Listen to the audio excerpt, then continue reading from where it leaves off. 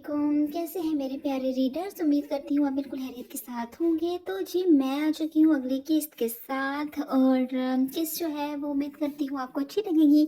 और अगर अच्छी लगे तो प्लीज़ इसको लाइक कर देना है, कमेंट कर देना है और हमेशा की तरह गुजारिश एक ये भी है कि प्लीज़ चैनल को सब्सक्राइब कर दें। इसके अलावा जिन्होंने ये कहते हैं कि भाई डेली एपिसोड दें, अच्छा तो डेली एपिसोड छोटी एपिसोड हो और जो 2 दिन के बाद आती है उस पर भी वैसे तो आपको शिकायत होती है कि ये भी छोटी है, हमें लंबी चाहिए।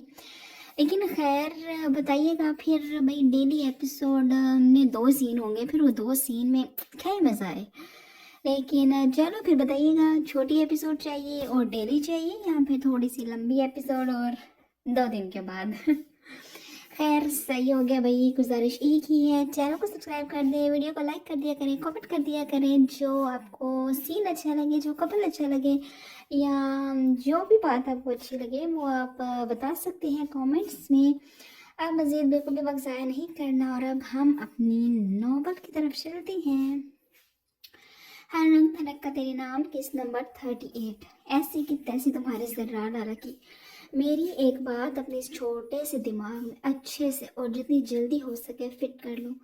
जितना जल्दी तुम मेरी बातों और ख्वाहिशों की पाबंद हो जाओगी उतना ही तुम्हारे खुद के लिए बेहतर होगा। बिलीव मी, तुम्हें मैंने अपनी ज़ात को और मेरी कही की बातों को इग्नोर करने का जितना मार्जिन देना था दे लिया, मगर अब तुम्हें और तुम्हारे उस लाला को मैं अच्छी तरह बताऊंगा कि आहिल ज़्यादा चीज़ क्या है। आहिल के सख्त लहजे में की गई बात पर जरिश हनूक बनी उसके गुस्से से लाल पड़ते चेहरे को देख कर रह गई थी कि दफतन दोनों की तवज्जो एक आवाज़ ने अपनी तरफ मबजूल करवाई थी। क्या चीज़ से आहिल ज़्यादा, ज़रा हमें भी तो पता चले। दोनों ने चेहरा मोड़कर आने वाले को देखा था। जर्रार हंसज़ादा ब्लैक पैंट और शर्ट में बलबूस पैंट की जेबों में दोनों हाथ डाले दरवाजे पर खड़ा था। सरिश तो अपने लाला को इधर देख जैसे खिल उठी थी। इसका आहिल की संगत में सफेद पड़ता चेहरा जर्रार हंसादा को देख नॉर्मल होने लगा था।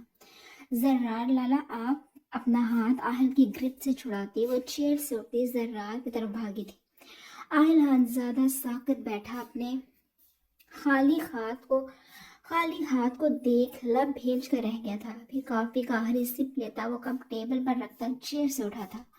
आहिल खानजादा का इस वक्त इस शख्स के मुंह लगने का इरादा बिल्कुल भी नहीं था, मगर आज सुबह से सारे वो काम हो रहे थे जिनका इरादा और ख्वाहिश आहिल खानजादा ने नहीं की थी।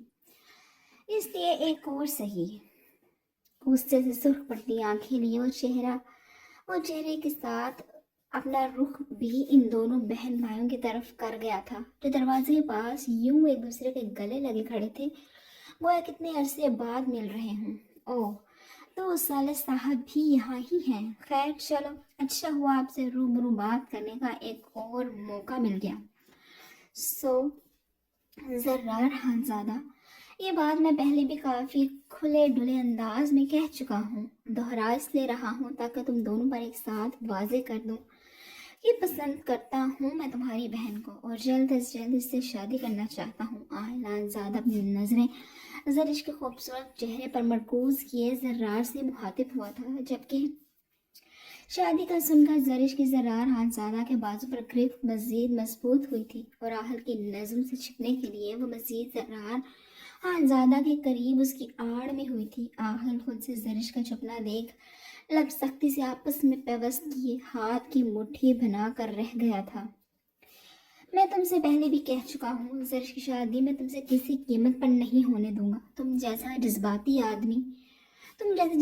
आदमी को कोई मैच्योर लड़की ही संभाल सकती है, इसलिए जरिश का ख्याल अपने दिलो दिमाग से निकाल दो।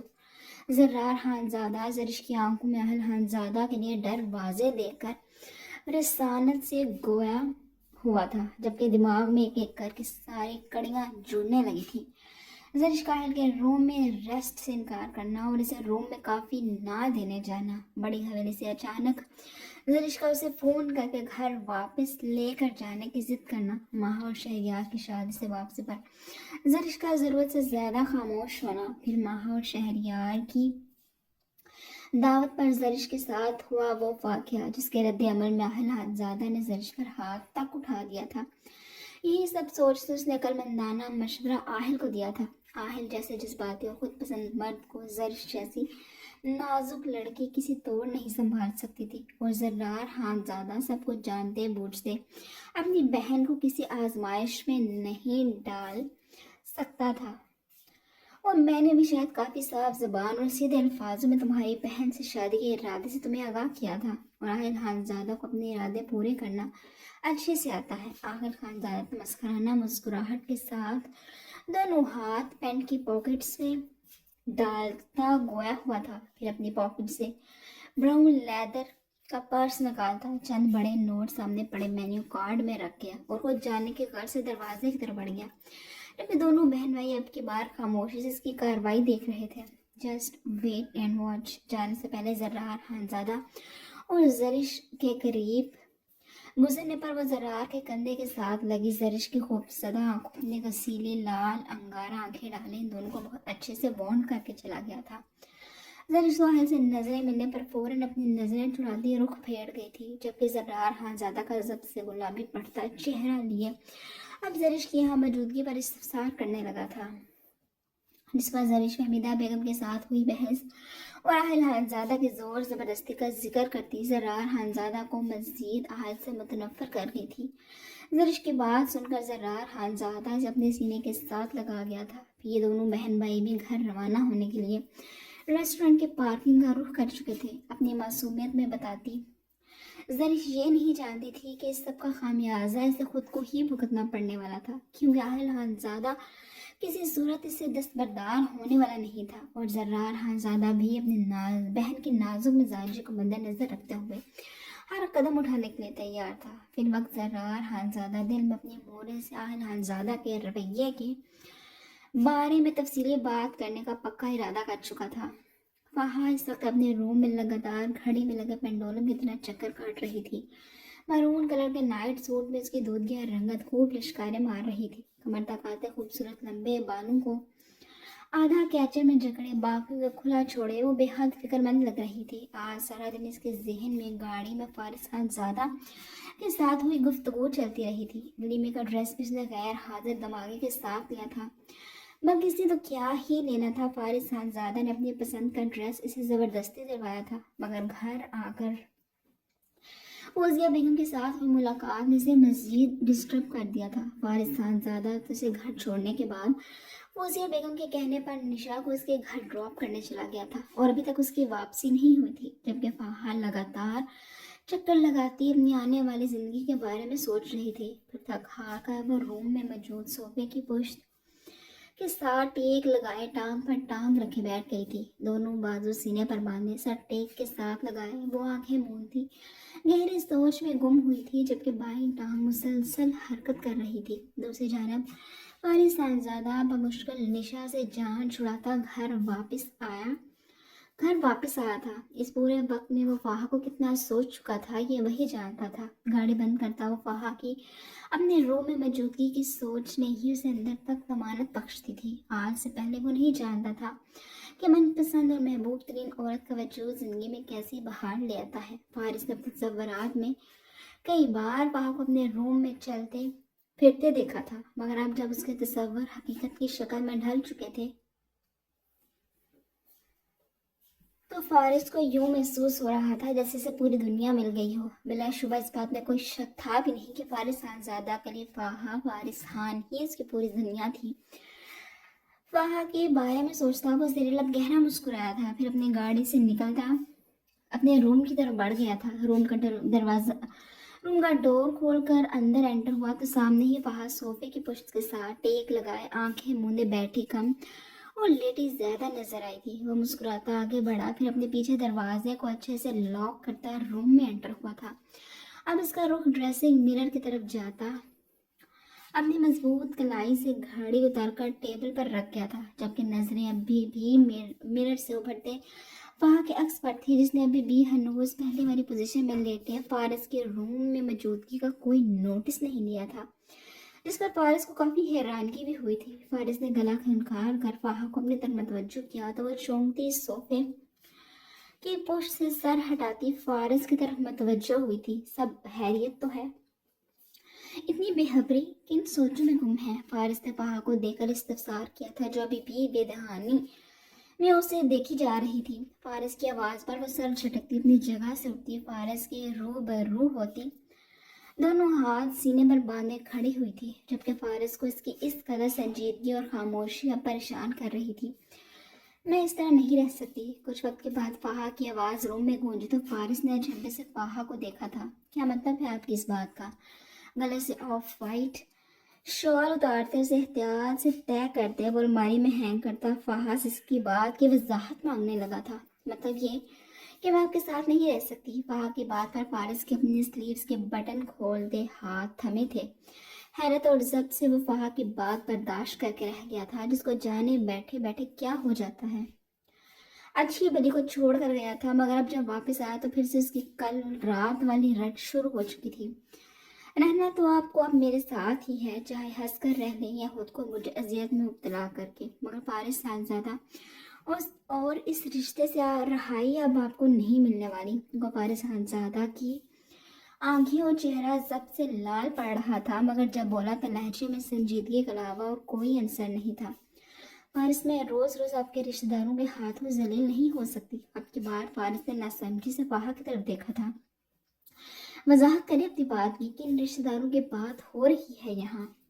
संजीदगी हनूज कायम थी। पुष्प पर दोनों हाथ बांधे वो जैसे आज वहाँ का हर मसला हल करने के मूड में था। आपकी मोरे की बात कर रहा हूँ, आपकी मोरे की बात कर रही हूँ। सिर्फ मैं क्यों उन्हें वजाहतें दूँ इस रिश्ते की? मैंने आपको फोर्स नहीं किया था इस शादी के लिए। मुझे तो आपसे कोई रिश्ता रखना ही नहीं था, मगर है बिगड़ा अब भी कुछ नहीं। अभी भी हमारे पास वक्त है कि हम इस गलती को ठीक कर सकें। फाहा अपनी जिद पर अड़ी हुई फारिस को शदीद तैश में मुब्तला कर गई थी।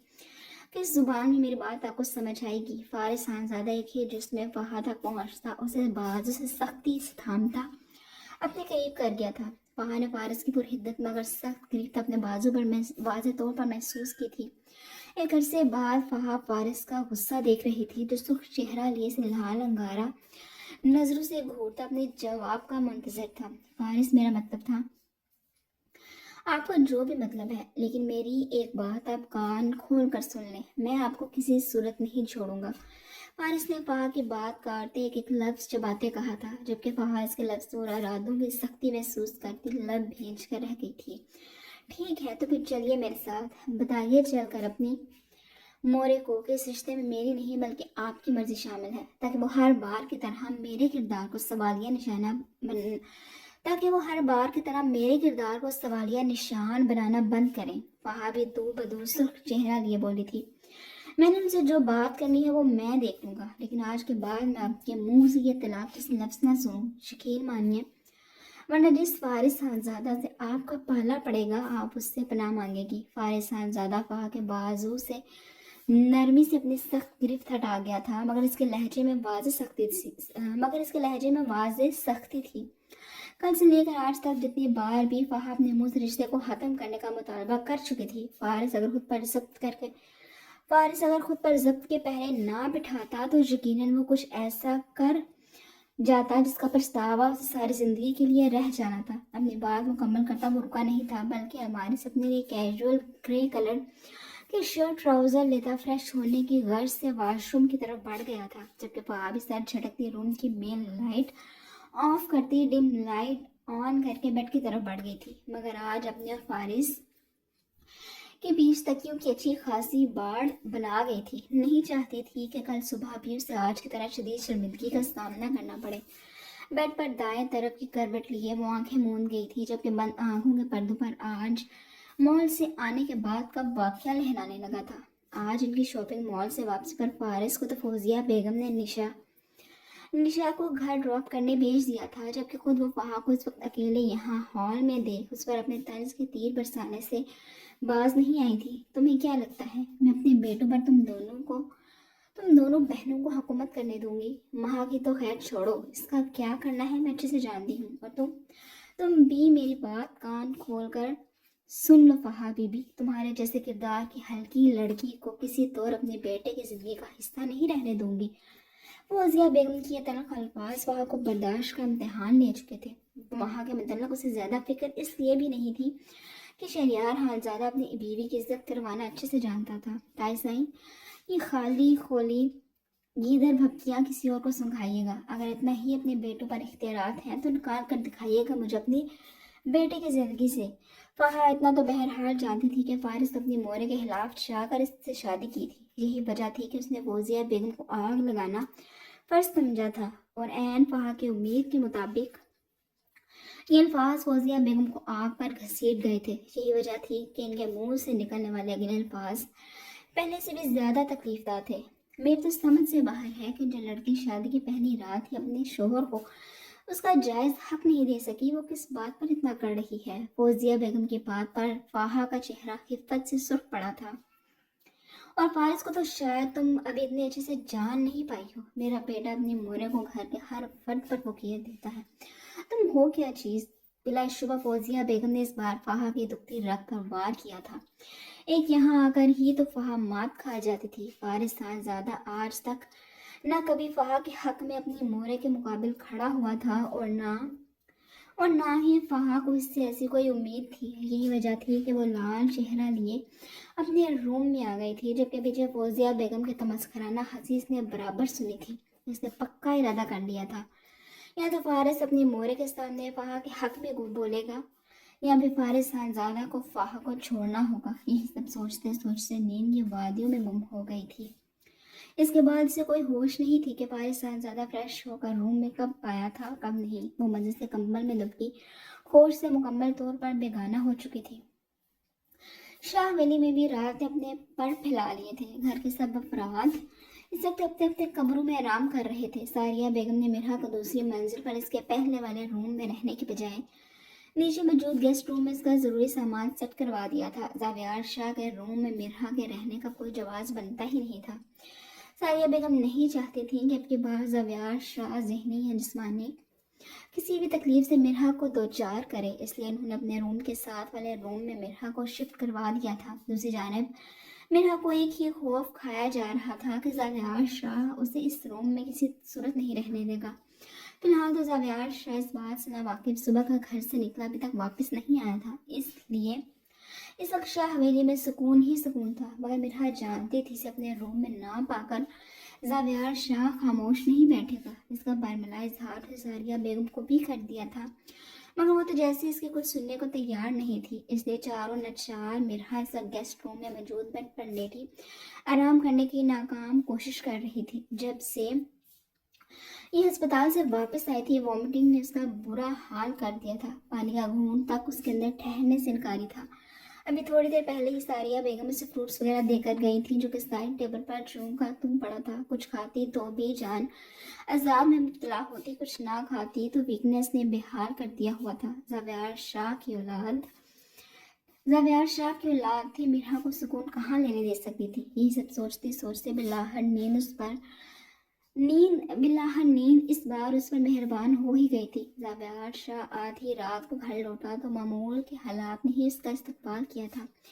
पूरी हवेली में खामोशी का राज और हाल में मौजूद डिम लाइट से गुजरता अपने रूम की तरफ बढ़ गया था। रूम का डोर खोल कर एंटर हुआ तो जावियार शाह को कुछ गैर मामूलीपन महसूस हुआ था। रूम में डिम लाइट के बजाय अंधेरा फैला हुआ था। दरवाजे के साथ दीवार पर लगे स्विच बोर्ड पर हाथ मारकर लाइट्स ऑन की तो हाली और बेशिकन बेड इसकी शक पर मोहर लगा चुका था। मिरहा शाह रूम में मौजूद नहीं थी। यकीनन इस दफ़ा उसे बहुत से लोगों की सिंपति मिलने वाली थी। घर जिसमें सर फहरिस्त उसकी मामा और छोटा भाई होने वाले थे, जिसमें सर फहरिस्त शामिल उसकी मामा और छोटा भाई होने वाले थे। मगर जावियार शाह अपने रिश्तों को खुद से किसी वजह से बदगुमान होने नहीं दे सकता था। ये वजह थी कि उसे जो करना था बहुत सोच समझ कर करना था। ठीक है, मिरहा के वजूद में इसकी अपनी औलाद पल रही थी। अब क्या, अब उसे इस बात को कबूल करना ही था। ठीक है, अस्पताल में जज्बाती होकर वह गुनाह करने का सोच चुका था, मगर मिरहा के चक्करों में वो अपनी औलाद को क्यों ख़त्म करे। मिरहा शाह को इसकी औलाद इसके हवाले करके इसकी ज़िंदगी से जाना होगा, और मिरहा के लिए इससे बढ़कर और कोई सज़ा नहीं हो सकती थी।